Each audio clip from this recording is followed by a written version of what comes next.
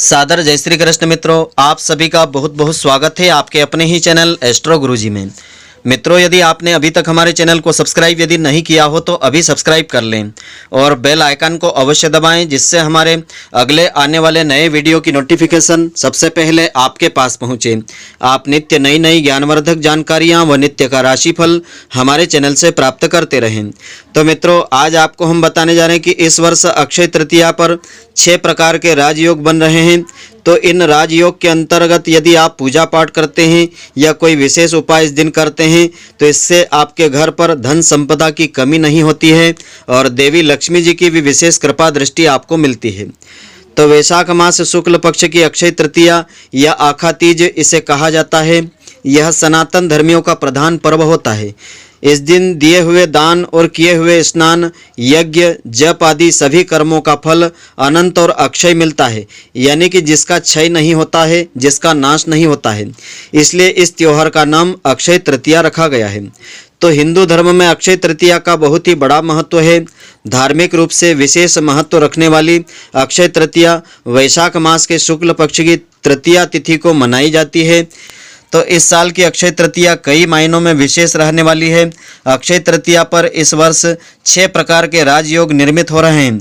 तो हिंदू पंचांग के अनुसार इस वर्ष अक्षय तृतीया पर रोहिणी नक्षत्र के साथ अबूझ मुहूर्त है, जो बेहद ही शुभ माना जाता है। इस दिन माता लक्ष्मी जी को प्रसन्न करने के लिए खास शुभ मुहूर्त में ही पूजा करने का विधान होता है।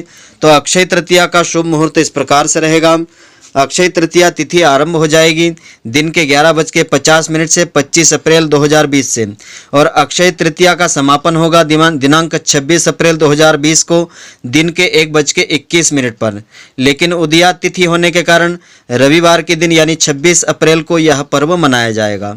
तो अक्षय तृतीया वैशाख मास में शुक्ल पक्ष की तृतीया अगर दिन के पूर्वाह्न प्रथम भाग में हो तो उस दिन यह पर्व मनाया जाता है। यदि तृतीया तिथि लगातार 2 दिन पूर्वाह्न में रहे तो अगले दिन यह पर्व मनाया जाता है। हालांकि कुछ लोगों का ऐसा मानना है कि यह पर्व अगले दिन तक भी मनाया जा सकता है, जब यह तिथि सूर्योदय में 3 मुहूर्त तक या इससे अधिक समय तक रहती है। तो तृतीया तिथि में यदि सोमवार या बुधवार के साथ रोहिणी नक्षत्र भी होता है तो यह बहुत ही सर्वश्रेष्ठ हो जाता है। तो इस दिन माता लक्ष्मी जी को प्रसन्न करने के लिए आपको विशेष प्रयोग करना चाहिए। अक्षय तृतीया के दिन घर के सभी स्वर्ण आभूषणों को कच्चे दूध और गंगा जल से स्नान करवाने के बाद उन्हें एक लाल कपड़े में लपेट करके केसर कुमकुम से उनका श्रद्धापूर्वक पूजन आपको करना चाहिए। पूजन करते समय उन पर लाल पुष्प आपको अर्पण करना चाहिए। ऐसा करने के बाद माता महालक्ष्मी जी के इस मंत्र ओम ह्रीं श्रीं कमले कमलालये प्रसीद प्रसीद महालक्ष्मी नमः, इस मंत्र की एक माला कमल गट्टे की माला से आपको जाप करना चाहिए। इसके बाद माता लक्ष्मी जी को प्रसन्न करने के लिए उनकी कर्पूर से आरती आपको उतारना चाहिए और शाम को इन सभी आभूषणों को आपको तिजोरी में या धन रखने के स्थान पर रख देना चाहिए। तो अक्षय तृतीया के दिन किन कार्यों से आपको बचना चाहिए? अक्षय तृतीया के दिन पुण्य की तरह व्यक्ति के द्वारा किए गए पाप, अत्याचार और किसी को पहुंचाई गई पीड़ा आदि के द्वारा कमाए गए पाप कर्म के परिणाम भी अक्षुण्ण ही रह जाते हैं। तो मान्यता ऐसी है कि अक्षय तृतीया के दिन यदि कोई गलत काम किया जाता है तो व्यक्ति को उस पाप का फल अपने हर जन्म में भोगना पड़ता है। अक्षय तृतीया के दिन व्रत करने वाले को किसी भी तरह से नमक, चाहे वह सेंधा नमक ही क्यों न हो, उसका सेवन इस दिन करने से बचना चाहिए। और अक्षय तृतीया पर किसी भी प्रकार का अत्याचार, दुराचार और किसी को पीड़ा नहीं पहुंचाना आदि के परिणाम से होने वाला पाप कर्म फल भी अक्षुण्ण रह जाता है। तो इस दिन ऐसे कर्मों से आपको बचना चाहिए। मान्यता है कि अगर अक्षय तृतीया के दिन कोई गलत कार्य किया जाता है तो उसका पाप हर जन्म में जीव का पीछा करता है। ऐसे में शास्त्रों में इस दिन जीवात्माओं को अत्यंत ही सावधानी बरतने वाला बताया गया है। अक्षय तृतीया पर किसी भी प्रकार का सेंधा नमक व्रत करने वाले को भूल करके सेवन नहीं करना चाहिए। यह जो तिथि है सभी तरह के शुभ कार्यों को संपन्न करने के लिए अति शुभ तिथि मानी जाती है, जैसे कि वैवाहिक कार्यक्रम, धार्मिक अनुष्ठान, गृह प्रवेश, व्यापार व्यवसाय, जप तप, पूजा पाठ करने के लिए यह अक्षय तृतीया बहुत ही शुभ मंगलदायी हो जाती है। तो इस दिन दान और गंगा जी में स्नान का विशेष महत्व होता है। मान्यता है कि इस दिन दान का पुण्य लाभ अक्षय रह जाता है, यानी उसका जो लाभ है कभी नष्ट नहीं होता है। तो दुनिया में वर्तमान में जो प्रभाव है महामारी का, कोरोना नाम का जो वायरस फैल रहा है, इस कारण वर्तमान समय के अनुसार अक्षय तृतीया की पूजा घर में करना ही आपको श्रेष्ठ रहेगा। इस बार अक्षय तृतीया व्यापिनी तिथि और रोहिणी नक्षत्र के संयोग से 26 अप्रैल को मनाई जाएगी। तो अक्षय तृतीया से जुड़ी कुछ खास बातें हैं। तो मान्यता के अनुसार सतयुग और त्रेता युग की शुरुआत अक्षय तृतीया की तिथि पर हुई थी और अक्षय तृतीया के दिन ही भगवान परशुराम जी का जन्म हुआ था। अक्षय तृतीया की पावन तिथि पर ही माता गंगा जी का धरती पर आगमन हुआ था और इसके अलावा अक्षय तृतीया के दिन ही भगवान वेदव्यास जी ने महाभारत ग्रंथ का लिखना आरंभ कर दिया था और बद्रीनाथ धाम के कपाट भी अक्षय तृतीया के दिन खोले जाते हैं और अक्षय तृतीया पर ही वृंदावन के बांके बिहारी जी के मंदिर में श्री विग्रह के चरणों के दर्शन हो पाते हैं। तो यह तिथि इसी कारण से खास मानी गई है। अक्षय तृतीया का महत्व इस प्रकार से है, सभी तरह की शुभ तिथियों में अक्षय तृतीया का विशेष महत्व है। इस तिथि पर किए गए किसी भी शुभ कार्य में सफलता अवश्य मिल जाती है। तो स्वयं माता पार्वती जी ने धर्मराज को बताया था। माता पार्वती जी ने कहा कि स्वयं यह व्रत करके मैं भगवान शिव के साथ आनंदित रहती हूँ, भगवान शिव की मुझे कृपा मिली है। ऐसे में कन्याओं को भी उत्तम पति की प्राप्ति के लिए यह जो व्रत है पूरी श्रद्धा भाव के साथ करना चाहिए। जिस महिला को अभी तक संतान आदि का सुख प्राप्त नहीं हो पाया है, उसे भी इस व्रत को करके माता के आशीर्वाद से सुख की प्राप्ति होगी और इससे धन धान्य की भी वृद्धि होती है। तो हर वर्ष की तरह इस वर्ष भी अक्षय तृतीया 26 अप्रैल 2020 रविवार को मनाई जाएगी। यह भगवान परशुराम जी के जन्मोत्सव के रूप में भी मनाया जाने वाला पर्व है। इसके साथ ही तंत्र मंत्र सिद्धि दान पूजा पाठ इत्यादि का अक्षय लाभ इस दिन करने पर प्राप्त हो जाता है, ऐसा धर्म ग्रंथों में बताया है। तो जिन व्यक्तियों के घर में बरकत नहीं हो या रोजगार की कोई व्यवस्था नहीं हो पा रही हो उनको 51 की मात्रा में यह मंत्र का जाप इस दिन करना चाहिए।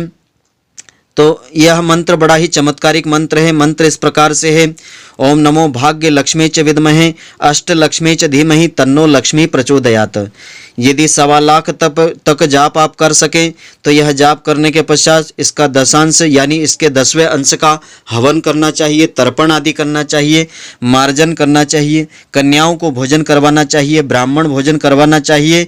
तो अटूट ऐश्वर्य धन संपदा की इससे प्राप्ति हो जाती है। साधारण रूप से भी इसका जाप आप कर सकते हैं, इससे भी माता लक्ष्मी जी की विशेष कृपा दृष्टि मिलती है। इसके अलावा जिन व्यक्तियों को बड़े या कठिन मंत्र पढ़ने में ज़्यादा कठिनाई हो तो वे माता महालक्ष्मी जी के एकाक्षरी मंत्र श्रीम का जाप कर सकते हैं। इसका उच्चारण आपको श्रीम इस प्रकार से करना चाहिए। इसका 12 लाख जाप करने पर माता लक्ष्मी जी अत्यंत प्रसन्न हो जाती है और भक्त की मनोकामना पूर्ण करती है। इस दिन किए गए जाप का अनंत गुना फल मिलता है। अगला उपाय इस प्रकार से है कि दुकान या फैक्ट्री यदि आपकी नहीं चल रही हो, व्यापार व्यवसाय नहीं चल रहा हो, घर में कलह ज़्यादा होता हो, तो चांदी की डिब्बी में शुद्ध सिंदूर रख करके तथा 11 गोमती चक्र रख करके इस मंत्र का इनमें से कोई भी मंत्र आप प्रयोग कर सकते हैं। माता लक्ष्मी जी के नामों का अधिक से अधिक उच्चारण कर सकते हैं। तो इनका उच्चारण करते हुए उस डिब्बी की पूजन करना चाहिए और इस प्रकार से करके डिब्बी वह गल्ले या तिजोरी में पूजा के स्थान पर आपको शाम के समय एक निश्चित समय पर या संध्या समय पर आपको रख देना चाहिए। तो इससे आपके घर में धन संपदा की कमी नहीं होगी। इसके अलावा लक्ष्मी प्राप्ति के लिए आप प्रयोग कर सकते हैं। एक पीला वस्त्र का आसन लेवें, पंचमुखी घी का दीपक जलावें और स्फटिक की माला से उत्तर की ओर मुख करके रात्रि के समय इस मंत्र का आपको जाप करना चाहिए। ओम कमल वासिन्ये श्रीम श्रीये ह्रीम नमः। इस मंत्र की 108 बार आपको जाप करना चाहिए और सामने प्रतिष्ठित श्री यंत्र या महालक्ष्मी यंत्र आपको रखना चाहिए।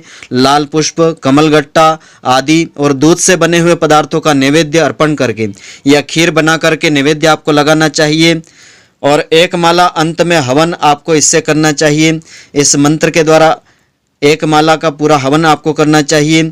उसके पश्चात यंत्र को उठा करके या गल्ले या तिजोरी में आपको रख देना चाहिए, या आप जहां भी धन आदि रखते हो उस स्थान पर इस यंत्र को आपको रख देना चाहिए। तो इससे धन संपदा की आपके पास कभी कमी नहीं आएगी और देवी लक्ष्मी जी की भी कृपा दृष्टि आपके परिवार के ऊपर बनी रहेगी। अगला उपाय इस प्रकार से है कि एकाक्षी नारियल व दक्षिणावर्ती शंख भी इसी प्रकार सिद्ध करके आप इस दिन रख सकते हैं। इसी प्रकार एक माला जाप करें, गंध पुष्प अक्षत के द्वारा पूजन करें और उस शंख को भगवान के समक्ष रखें। नारियल यदि आप रखते हैं तो नारियल के ऊपर लाल वस्त्र लपेट करके उसे नाड़े से बांध करके उसे अपने धन के स्थान पर रख देवें, तो इससे देवी लक्ष्मी जी की सदा सदैव कृपा दृष्टि बनी रहती है।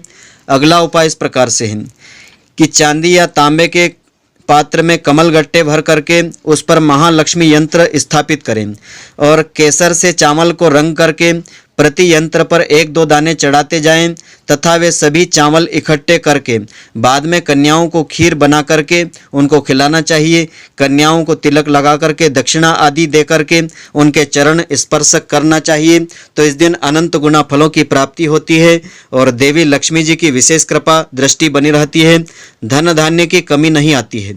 तो मित्रों, आशा करता हूं कि आपको हमारी यह ज्ञानवर्धक जानकारी पसंद आई होगी। यदि आपको पसंद आई हो तो आप हमारे वीडियो को लाइक व शेयर अवश्य करें। धन्यवाद। जय श्री कृष्ण मित्रों, फिर मिलेंगे।